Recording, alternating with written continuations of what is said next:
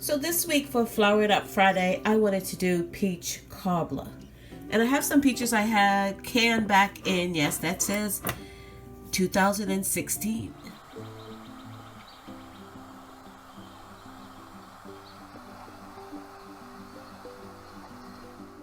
Hello friends and welcome back to my channel.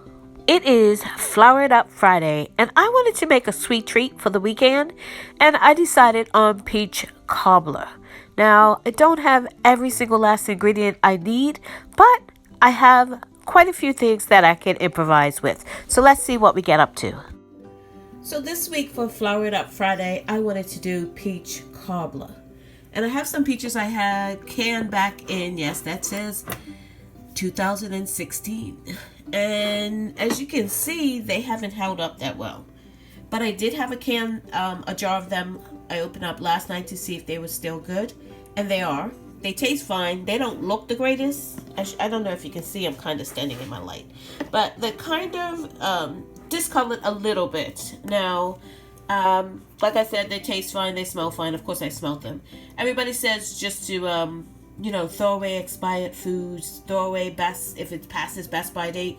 I say if it looks okay, number one, if the jar isn't bulging or anything like that, the seals are still good on these.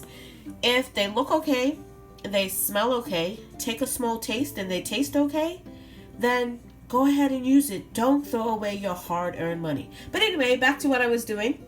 I wanted to make peach cobbler this weekend and I didn't have all the ingredients I needed, and one of them happened to be Chinese 5-blend spice or Chinese blend spice.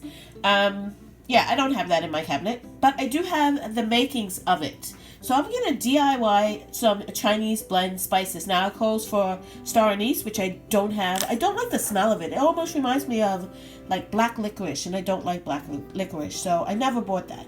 But cardamom, I think, is going to be a good substitute for it, so I'm going to use that instead. It calls for cloves, cinnamon, peppercorn or black pepper, so I have that. It calls for fennel. Now I have these fennel seeds, and as you can see, they are seeds, they're not powder. I'm not sure I want to use that. So I think I'm going to substitute this out and use some of this nutmeg and allspice in replacement of the fennel. So yeah, it kind of smells sort of peppery to me, these fennel seeds do. So that's what I'm going to do, and I'm blending it up in this jar that I kept. I don't even know what was in this. Maybe like those granulated bouillon stuff that was in here. I think that's what was. And I just washed it out and kept it to the side in case I needed it. So I'm going to make up some of that, and we're going to make this peach cobbler if it's the last thing we do. So quick tip, don't be like me. Write a label on what it is. Now, it's mostly, I don't need a lot of this because I don't use it very often. I could probably use it in like baked goods, obviously. But it's mostly cinnamon. It's like cinnamon with a kick. And I put on here exactly what I put in there. You can't really read it because it's in small. But yeah, I just poured it in. I don't know the amounts or whatever. I just put in mostly cinnamon and like a little bit of the other ones, except for, of course, this fennel seed, which I'm not using. But yeah, that's gonna be my Chinese 5 spice. So this is like the story of my life here lately. As you can see, my sugar container is empty. That means I have to go to my storage room downstairs and bring up some sugar. Why is it I'm the only one in the household that knows how to do this? Even though everybody knows where it is, except for the people that actually should be filling this up. Okay, so I went to my storage room downstairs to get my sugar that is open. I write on the side when I fill this up, so it tells you how much I put in there at the time and when I put it in. So the last time I put some in here was 25 pounds back in September. It is now April 19th. Yep, it's Friday. And this is, I can get it open with one hand. See if I can do this. It is virtually empty. I don't know if you can see that. That's like maybe a cup of sugar in there. So I brought up my backup, which is, not sure. I didn't put how much was in here. I didn't put the date, nothing. But I'm pretty sure it was probably in like 2022, because we've been using this and refilling this for a while now because I had paper, you know, the sugar that just comes in the paper bags. I was filling this up with probably like in, I want to say that 11 maybe. I filled this up. That can't be right. Oh, that's 21 and 22. Okay, so 40 pounds was lasting us about a year, and then we started baking a whole lot more, and yeah, it was lasting us like maybe 6 months. So I'm gonna open this one up, and I want to say this probably holds maybe 50 pounds of sugar. There's the ring, and what I'm going to do, I'm just gonna fill this one up. Fill this container that I keep on my, I keep on my counter up out of here, and just put this one on the bottom. Just use out of this. And then after this, I have to go into my long-term storage Mylar bag sugar if I don't buy any more. Well, I want to rotate that anyway, which they say you should be doing, which I don't normally do. But yeah, I just keep filling this one up. And yeah, it's not perfect, but it works for me. But yeah, I think I have one more paper bag of 25 pounds after I use this, and then I will have to go into my other what I consider long-term storage. So I'm just gonna get this filled up. So I just want to show you my spice cabinet, and up there is 2 4-pound bags of sugar. I guess I should bring those down and use them before I open up my last 25-pound bag of sugar, because I know those have been up there a lot longer than the 25-pound bag has been around here. So yeah, maybe I should do that and replenish that, because that's like my backup to my backup to my backup. Since I already had this container empty, and this was still in the paper bag that it came in, I hadn't stored it any other way, and as you can see, it's still soft. Actually, this one was harder because this one is a lot older, and this one is. This one probably came here in like maybe December or November of 2022 when we got these. That was like our last big bulk from BJ's at the time, and I'm just gonna fill this up. Why not? And get this out of the paper bag. I got that sugar in there. You can't really tell, it's all white, but yeah, that's the 25 pounds. And as I said, this can actually hold 40 pounds. So I'm just going to put my top back on it.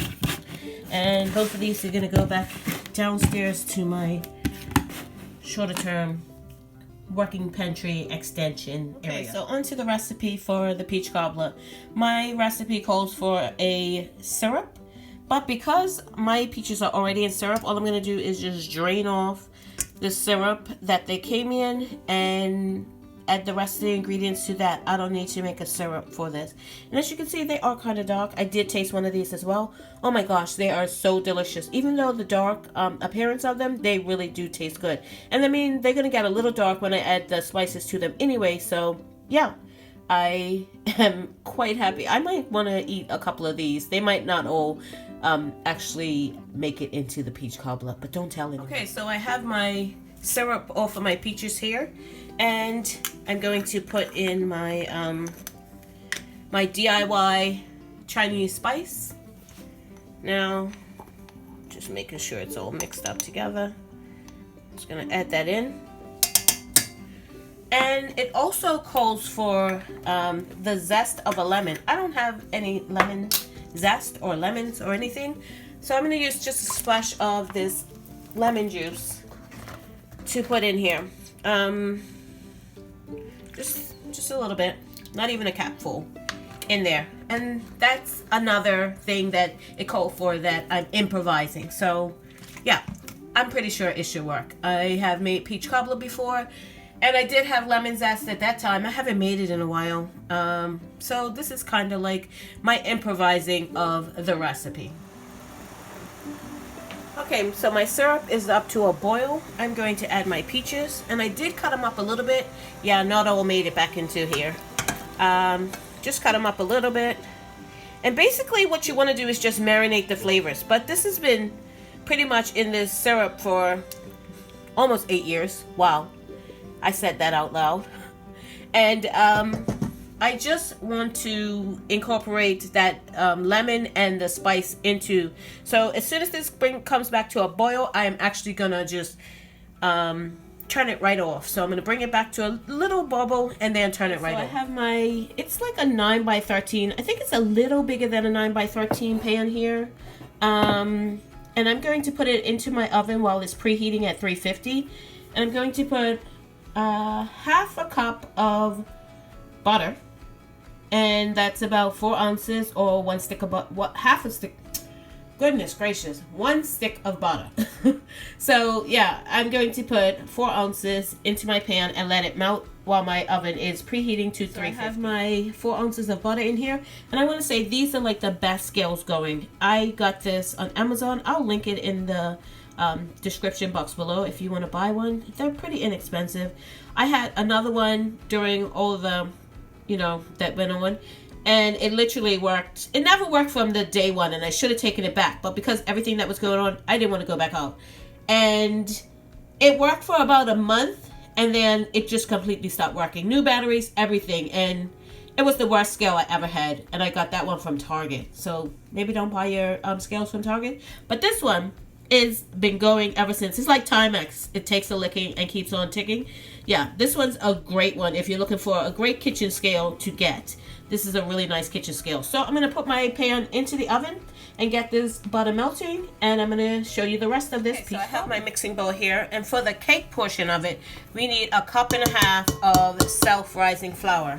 Well, because I haven't been grocery shopping, it's coming up on a 1.5 years now, I haven't restocked, and I usually keep self-rising flour, all-purpose flour. What I'm using here is actually all-purpose flour that I'm going to DIY into self-rising flour.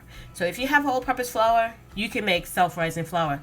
So I need 1.5 cups of flour, self-rising flour, for this recipe. I don't have it. I'm using all-purpose flour in here. But what I'm going to do to this is add some baking powder at 2¼ teaspoons for my 1.5 cups, and a pinch of salt, about 1/4 teaspoon of salt. Make it 1/2 teaspoon of salt that I'm going to add in here to make it self-rising flour. And that's the only difference pretty much of all-purpose flour, which is what I have in here, and self-rising flour. My all-purpose flour, in order to make it self-rising, I'm adding in my salt, oops, yeah, and making a mess, and my baking powder.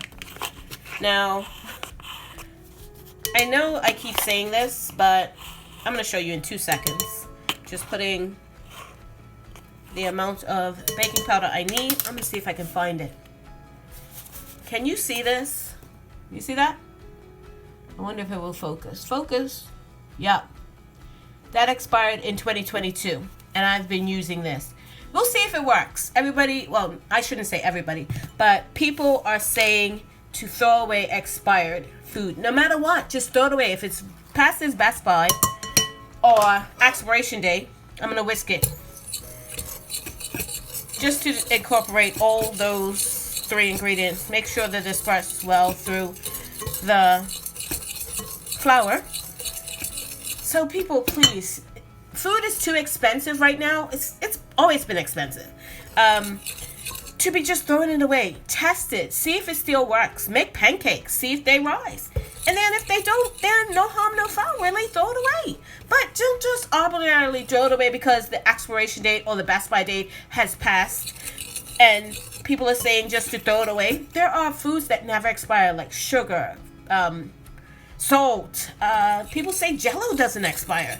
I've got Jell-O from 2017 that I'm still using. So just don't throw it away. Test it. If the container's okay, if it smells okay, it looks okay, take a small taste. If it tastes okay, then make a small batch out of it and see if it is okay before you just arbitrarily throw money in the trash. Okay, so I've got my DIY self-rising flour in here. So I'm going to add 1 cup of sugar. And yes, I am using the same measuring cup that I use for my flour. And that is my sugar. And I'm going to just break up these clumps and get it mixed in here. Okay, so the last ingredient I need is 1.5 cups of milk. Now this milk, I actually diluted sweetened condensed milk because we have no just regular milk or even evaporated milk in our house anymore. I actually used the last one up of condensed milk no, yeah, condensed milk. Evaporated milk. I'm getting my milks mixed up. This is condensed milk that I watered down. And evaporated milk, probably like 2 or 3 days ago, I actually found some mixed in with my sweetened condensed milk. And I'm going to show you what I found.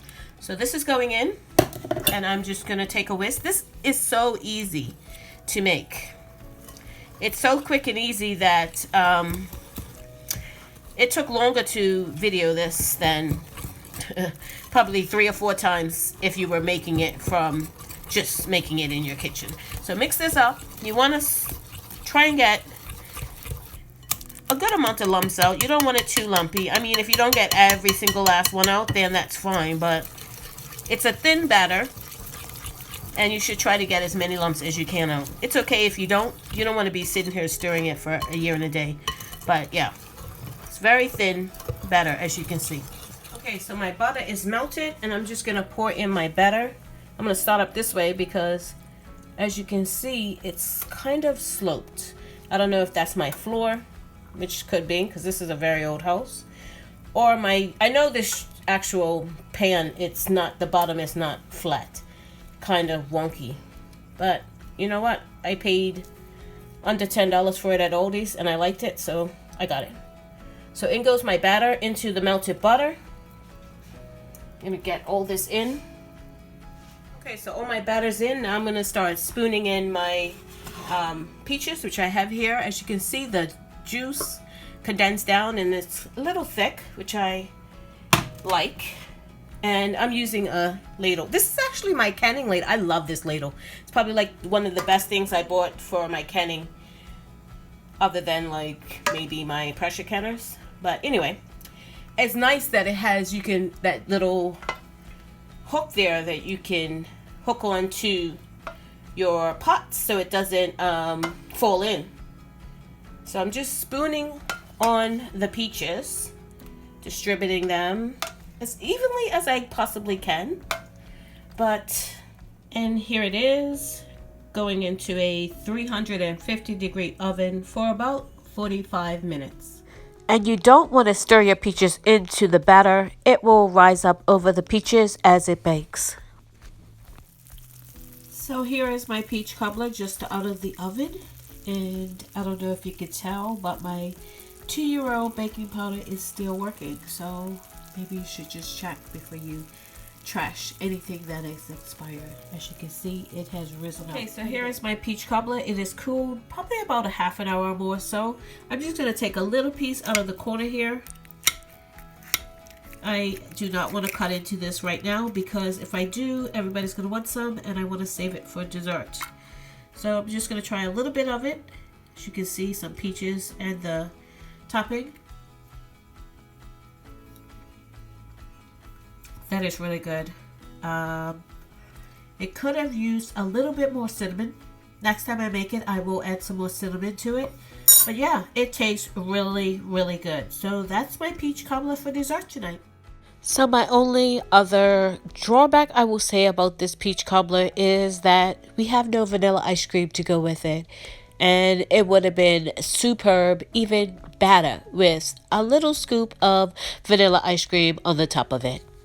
Thank you so much for watching. If you haven't subscribed, please subscribe and click that notification bell to be notified when I upload videos. And remember, stay safe and keep prepping.